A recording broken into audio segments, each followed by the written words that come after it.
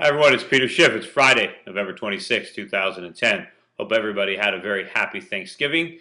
Well, a very shortened holiday week came to a close today. Dow Jones, I think, was down about 100 points. It was down a little bit on the week. The bigger story was the dollar, which was very strong today. In fact, it gained, I think this is the third consecutive weekly gain for the dollar index. The dollar index is now back above 80. There's two factors, I think, powering this recent correction in the dollar. One is the political tension, the military tension we got last week on the Korean Peninsula. And, there's a reflexive, almost Pavlovian quality to this type of dollar rally. But whenever there's any type of military conflict anywhere in the world, traders buy the dollar. The idea is that, well, there's some tension, so we need a flight to quality.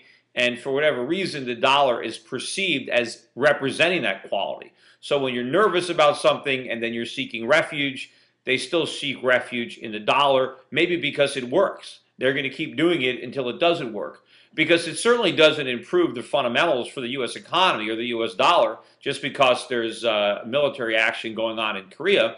If anything, if things escalate and we get involved and we have to spend more borrowed money, that actually makes the situation worse for the dollar. But the traders don't think that far ahead. They just think about what's going on right now, and they know military intervention, buy the dollar.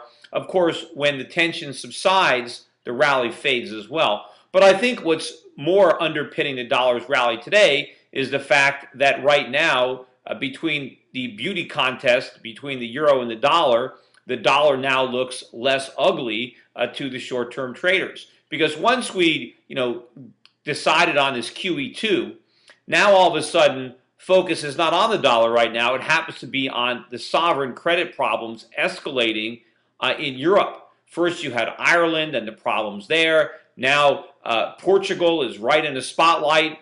There is speculation. Is Portugal going to take an EU bailout? They're meanwhile passing a very austere budget with a lot of cuts. And many people are looking at the next domino, a much larger domino, being Spain, much bigger economy, big problem there. This has really got the euro now on the defensive, and the dollar is taking a breather. And so you're seeing the dollar rise, not because the dollar is strong, right, but because it's not as weak as the euro. It's just less ugly, and so it's not, the problems aren't perceived. But believe me, the sovereign credit crisis is coming to the U.S. It's going to be even bigger. The reason that these European countries are having a problem is because rates are rising. You see, when rates were still low, Ireland didn't have a problem. Portugal didn't have a problem. It wasn't until the bond market vigilantes showed up and started to fear default, and they pushed up the cost of borrowing. That's when it comes to a head. That hasn't happened yet in the United States. We've kind of kept the bond market at bay with QE2. But interest rates are rising here. They're rising slowly now. Look at the long end. Look at the trend. But once that escalates and once we start to feel the sting of higher rates, we're going to be dealing with those same problems, not just on a national level, but on a state level. Because you're going to have states like California that are going to be, the concern is going to be, are they going to default or is there going to be a bailout? But either way, it's going to be very negative for the U.S. economy, for the U.S. dollar. Now, some people think, well, because we can do QE, right, we don't have to worry about higher interest rates. Because the reason interest rates are rising in Europe is because the lenders are worried about default. They might not get their money back, so they don't want to lend. They want to sell these bonds. Well, QE2, again, is not a get-out-of-jail-free card. Just because we don't default doesn't mean we don't impose losses on our creditors, because we impose them in the form of inflation, of a debased currency.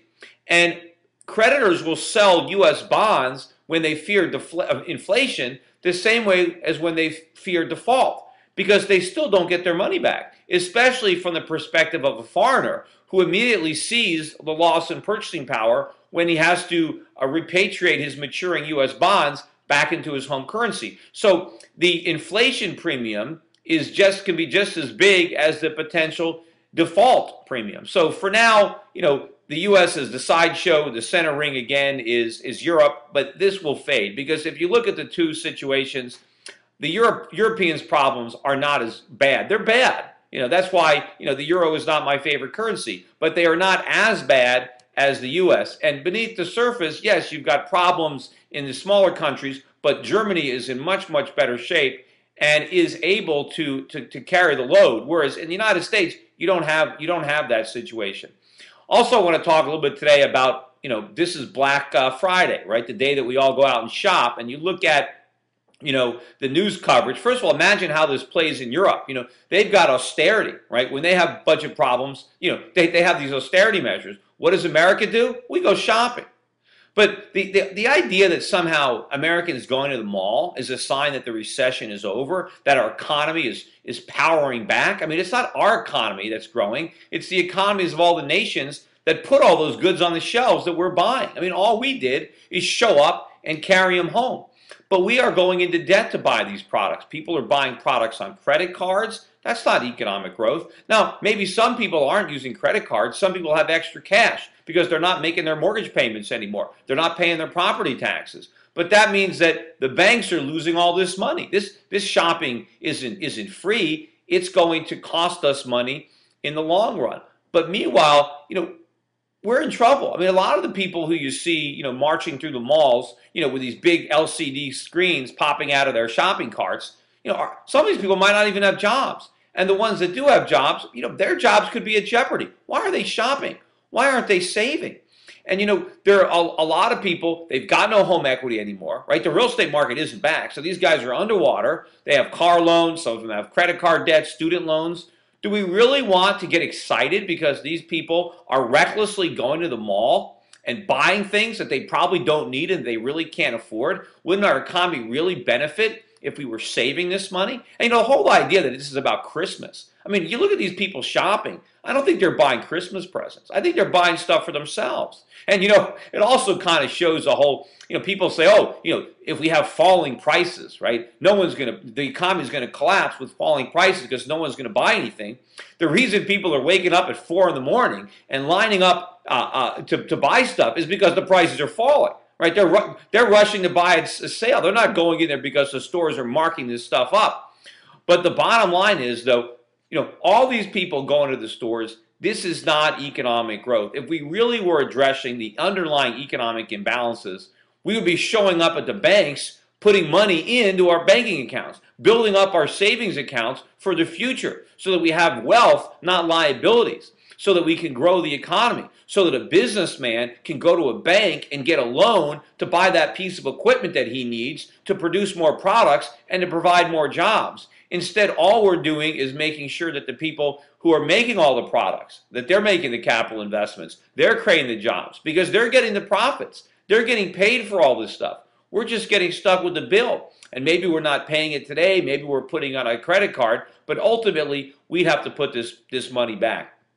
And, it's also, when you look at the coverage that they have, when you show, Asian economies, when they want to show the power of their economies, right? What do they show? They show factories. They show people on production lines. They show machinery going. They show smokestacks. Things get made, right? What do they show? They show Americans online with shopping carts and credit cards, stampeding over one another to see who can buy the most stuff. I mean, it really is a crazy spectacle. But even if you watch it, I'm watching the coverage on CNBC. Watch the way they cover it. They actually think this is real economic activity. They're all upbeat. They're like the American consumer is back. How can he possibly be back?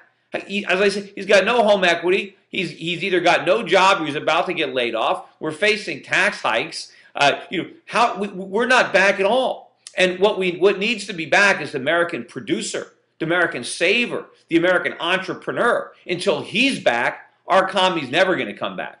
Anyway, before I finish this blog, I want to just comment again on my radio show at Schiff Radio. It is free. There have been some problems. If you want to listen to the show live or you want to listen to it for the first 24 hours, including the commercials, it's free on schiffradio.com. There were some bugs in that. Some of the browsers weren't working. If you're having a problem, just sign up for the premium service. It's a free month.